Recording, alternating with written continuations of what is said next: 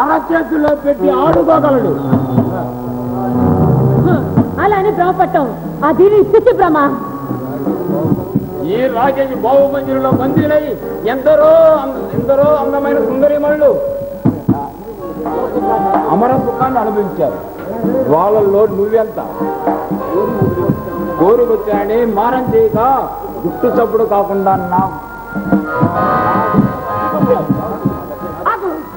నా దగ్గర కాకు, నా దగ్గరకు వచ్చావంటే నీ రక్తం కడచేస్తాను.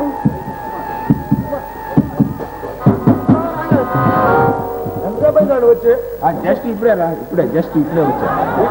నీకోసమే వచ్చాను. కోసమా? నాతో అంత అర్జెంట్ పని అందిరా?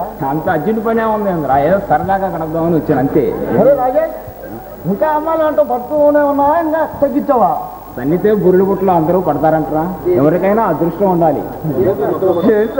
ఏంటో కొత్తగా మాట్లాడుతున్నావు?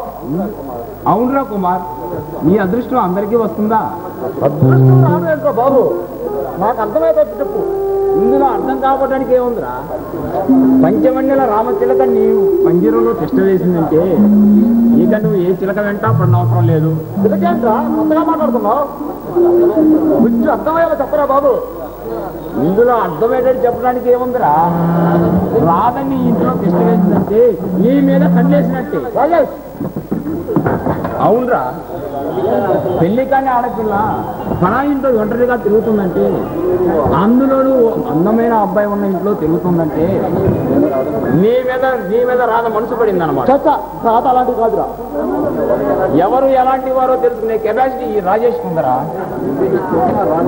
రాజేష్, విన్నేనే చెప్పు, రాధ మొత్తం అలాంటిది కాదు. పిచ్చివాడా, ఆడదాని హృదయపు లోతులు అంతులు తెలుసుకోవాలంటే చాలా అనుభవం కావాలరా. రాజేష్, ఏ ఆడదాని విషయంలోనైనా నువ్వు ఇన్ని చెప్పినా వింటాను, కానీ రాజు విషయంలో మాత్రం నేను వినను.